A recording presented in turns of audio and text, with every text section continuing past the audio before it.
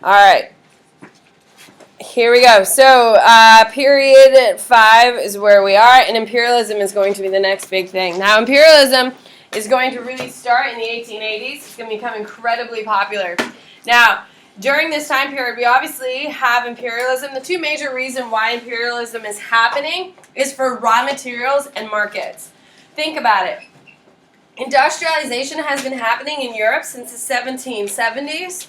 All of a sudden now, we are seeing countries that are running out of natural resources like coal and iron ore. Specifically, what country is going to run out of coal and iron ore first because of the amount of production, Micah? The British. So the British, in order to keep up with their economy, they have to go get more. Would you rather pay for it or steal it, Micah? Steal it, absolutely. And that's where imperialism is going to come from, is the idea of stealing the resources you need in order to continue production.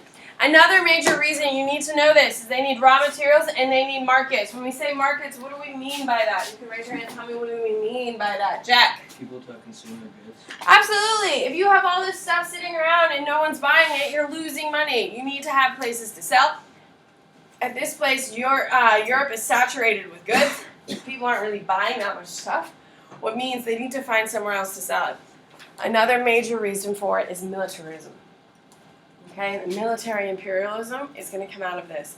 Now, during what war are we going to see the first iron ships? What war, Max? No. Maya? Nope. Aiden? Civil War. Yeah, we call them the ironclads. They fought off the coast of Virginia. The first time the ironclads met, one from the north, one from the south, they're going to meet and they're going to fight for 18 hours straight. They're going to fight, and they're going to fight, and they're going to fight, and they're going to fight, and they're going to fight, and they're going to fight, and they're going to be like, oh my god, okay, this is done. And they drive off. That's how the Battle of the Ironclads happened. They never met again. However, that one battle lasted 18 hours. After that one battle, all around the world, everyone stopped production on wooden ships, and they started producing iron ships. Now, in an iron ship, what do you absolutely need to have in an iron ship? Dean? Iron. Yes, you need to have iron. But what fuels an iron ship, Dean? Steam-powered engine. Steam-powered engine, which means you have to have some sort of igniter, which is going to be your coal. Wood isn't going to burn as hot as it needs to, or oil. So all of a sudden, all these ships need coal and oil in a major way. Now, if you are going to have the latest technology of naval warfare, do you just park your ship anywhere, or do you have to have it in a specific spot?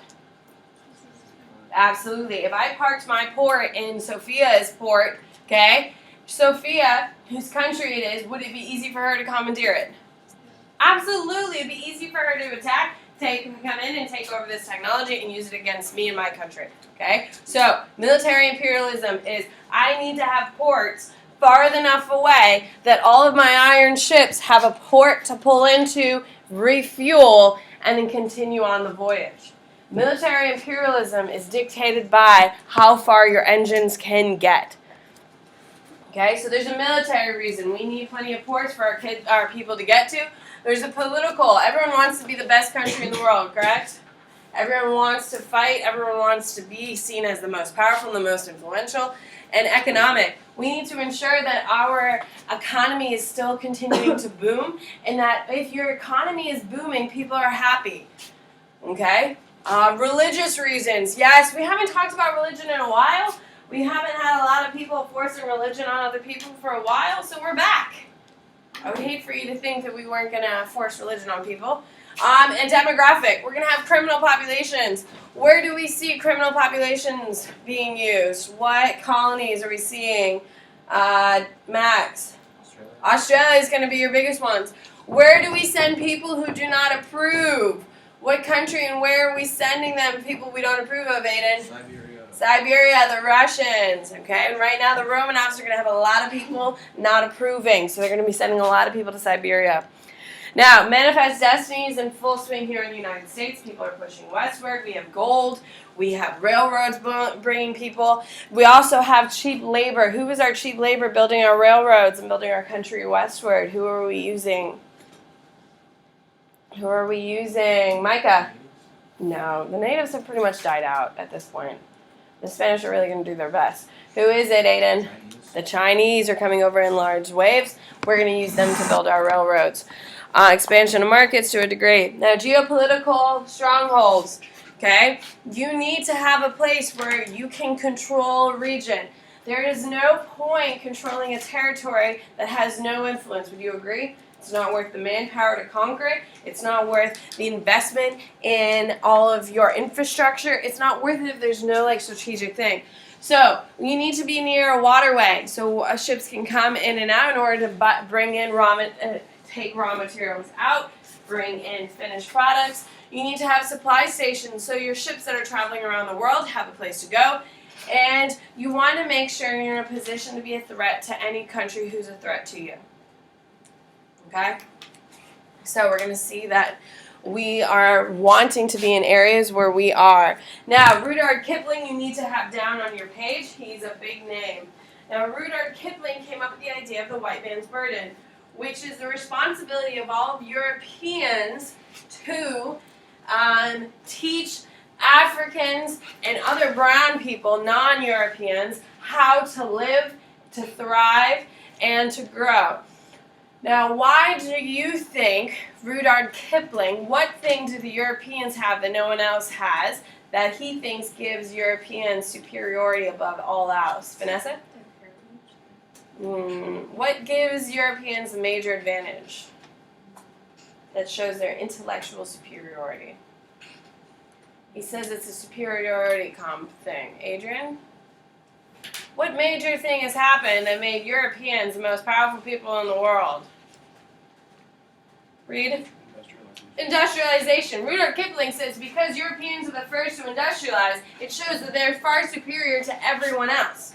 And if we're far superior to everyone else, it means we're clearly more intellectual, so we need to help the poor other civilizations, the Africans, the Middle Eastern, the Asian, everyone else who is not white and European. We need to help them.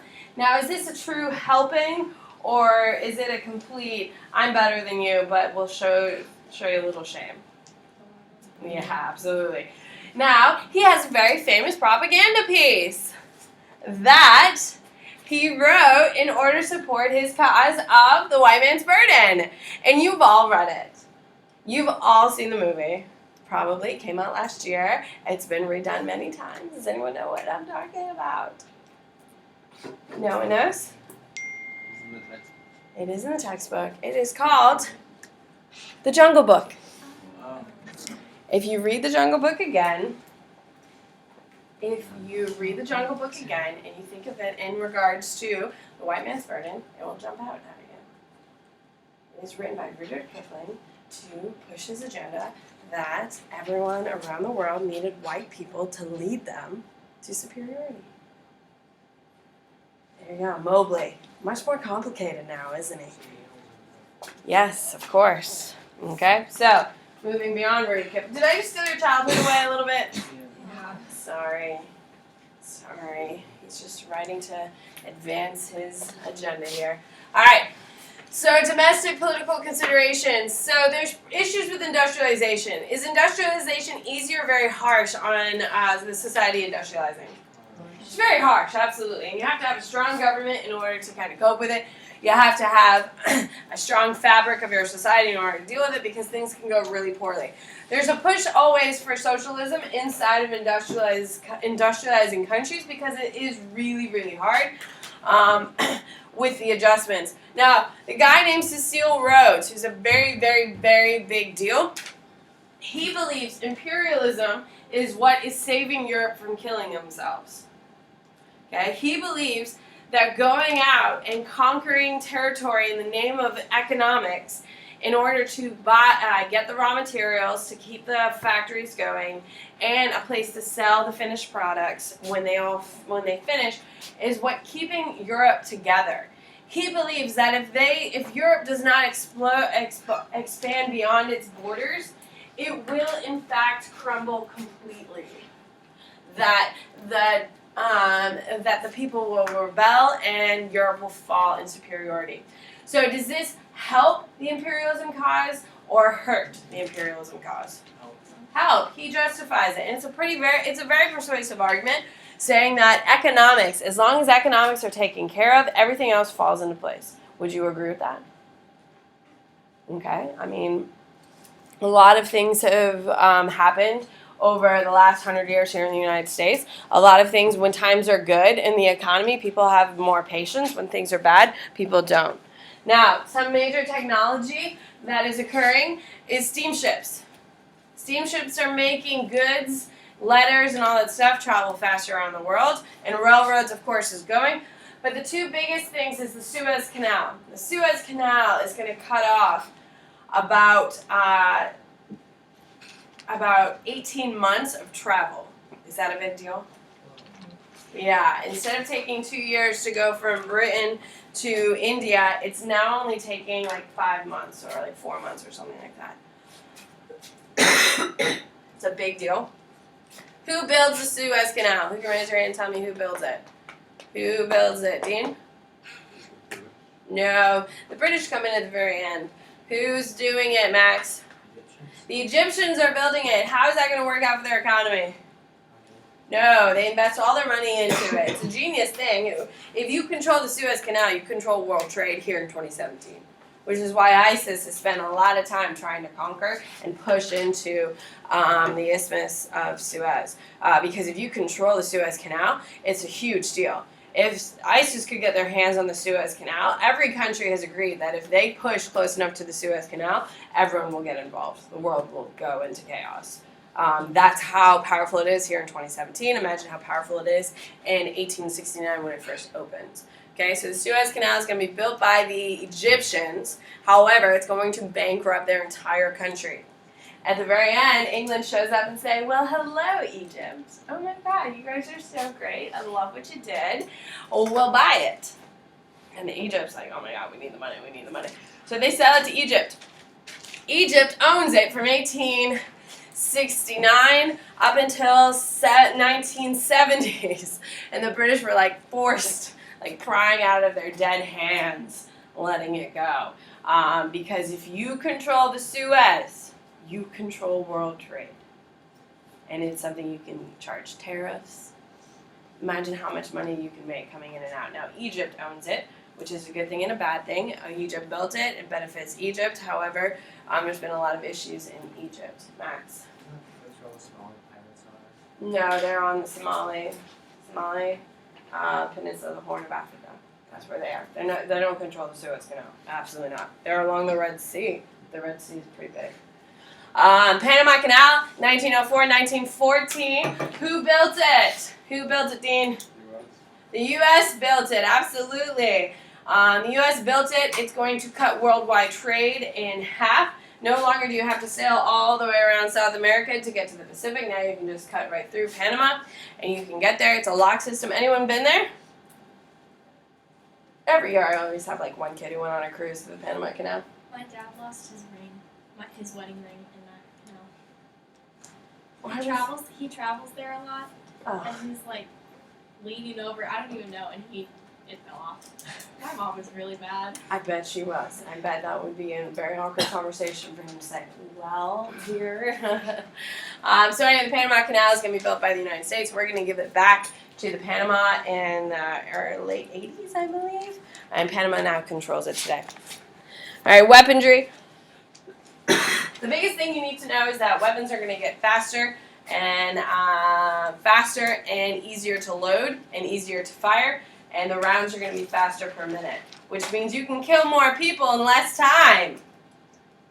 Yes! Now, please keep in mind, the first real modern warfare war is going to be what? We've already mentioned it once today. No, we haven't even got there. We're still in the 1800s. What is the first modern war? Has the same motto. The Civil War is. Now, keep in mind, the reason why the Civil War was as deadly as it was, and it was the, by the time it happened, it was the second deadliest conflict in history when the Civil War happened, the American Civil War. The reason why it was so deadly is that we're using Napoleonic era fighting, which is when you stand and shoot at each other in a straight line. Okay, like in 2017, would we ever think, oh my God, let's go meet him in a field and shoot at him? Would we ever do that? That's not how we fight today. That's Napoleonic age fighting. Okay, what is the big difference between the Civil War and the Napoleonic Wars is that the Civil War had much better technology. So Napoleonic War says you stand about 100 yards apart and shoot at each other. Well, their guns can reach 200 yards. For the first time in human history, the guns we were fighting in the Civil War. So we're killing way more people, much faster, with much better technology, in an old school style of fighting, and that's the problem. Oh, damn it. Miss Bennett. I'm so sorry. Yes, I'm so sorry. No, it's my fault. Thank you. Jessica. Jessica. What have you done? Besides the fact I'm a terrible grown-up. All right. Can you hit this button if I ask you to? Mm-hmm. All right. So, next thing is military advantage. So, the Battle of Odomurum, sure, whatever that is a major battle that you need to be aware of. It is the first truly industrialized battle where we can see the power of Europeans. Now, this will be a warning for all countries who oppose Europe. Okay, the Battle of Odomurum in 1898 is going to pin about 200 British soldiers against 3,000 Sudanese. Now, is Sudan, are they going to be industrialized or non-industrialized? Non-industrialized. So what happens? The British are going to spend 5 hours shooting, and they are going to kill 3,000 people in 5 hours and only lose 104 people. They killed 3,000 people, ladies and gentlemen. Hello? Hello? In 5 hours! That's not shocking at all? Oh my goodness, you people are callous. You are callous. Anyway, so it's a big deal because of that. Can you hit it, Molly, for me, darling? Okay? Now, you do need to be aware that everyone's here, right? Yes, everyone's here. You do need to be aware that correspondence is going to change. In 1880, it took 2 years to get from Britain to India. Now, after the Suez, it only takes 2 weeks. Is that a game changer, my friends? Yes. Okay? Telegraphs. 1870s, those are invented. Telegraphs are a big deal for one big reason. You need to write direct control on your paper. Write down the word direct control. Because of the telegraph, European countries control every aspect. Because of the telegraph, European countries control every aspect of their colonies. Because of the telegraph, European countries control every aspect of their colonies. Okay, stop and look at me for 2 seconds when you finish. Okay, if you don't understand this, you're going to have a really tough time for the next couple weeks. So I'm going to stop and I'm going to make you listen to this. Okay, during the American colonization, okay, so there were 13 original colonies, America started. Who was in charge in the United States? What do we call their positions? What do we call them? Governors, absolutely. And the governors spoke on behalf of who, Dean? The king, absolutely. And correspondence takes about 6 months. So if you're a governor of, say, the great state of Massachusetts, I'm a little partial, but that's fine.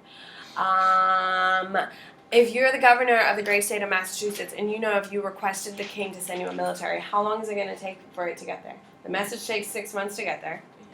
It takes about a year, maybe even 14 months by the time they get the military going, get them on a ship, and get them here. So as a governor of Massachusetts, do you want to keep peace with the people, or do you not really care? If it takes a year for a military to show up to defend you. You want peace, absolutely. So as the governor of Massachusetts, do you see yourself as more of a community member with a lot more authority, or do you see yourself as the enemy?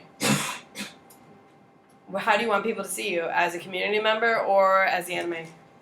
Community member. So you're going to do a lot more you're going to have a lot more kindness towards your colonists, correct? Now when you have a telegram All you have to do is pick up the telegram, send it on the wires, gets to England in 5 hours. 5 hours.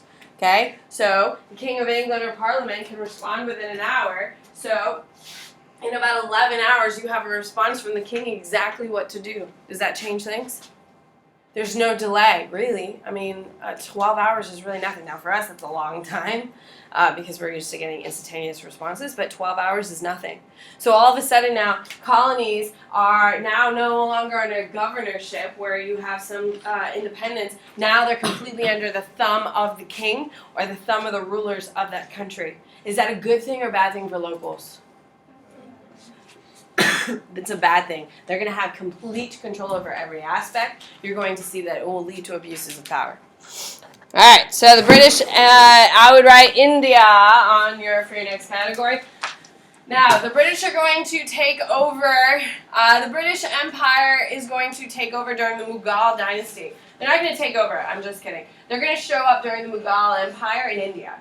They're going to be using the British East India Trade Company as a foothold into India. Now, at this time, when they join the Mughal Empire, which is in period 4, are they industrialized? No, because industrialization happens in period 5. This is period 4. So are they going in on equal level field? Even though, who is probably more powerful, the Mughal or the British at this point? In period 4? Mughal. The Mughal, they're definitely unequal. I think the Mughal would have just a little bit more of the advantage because they have all the resources, correct? And the British need those resources. So when the British show up, the British East India Trade Company is there with them, and they set up shop. The Mughal says, sure, you can come and have your business here, okay? So the Mughal Empire is going to start really declining in the 1770s, 1707. However, they're going to continue to survive until the 1800s. They're incredibly weak, though. Okay? So as the Mughal Empire's power decreases, you're going to have an increase of British involvement. Okay? So slowly at first, the British are going to increase their involvement, and eventually they are going to create this doctrine of lapse. Which means that although that local leadership is declining, the British are taking more responsibility. They're helping the natives. Isn't that nice of them? That their own government's failing, so the British are just stepping in. That's just so refreshing. In order to help the Indians help themselves, they created this thing called sepoys. And you do need to know this term. It's going to become a big deal here in a second. A sepoy is an Indian local, so an Indian in India, who fights for the British. So they wear a British uniform. They're given a British gun. They're given British shoes and a British hat, and they go fight and kill other Indians if the British told them. Do you understand what I'm saying? Yes? Okay, so they're an Indian who fights for the British.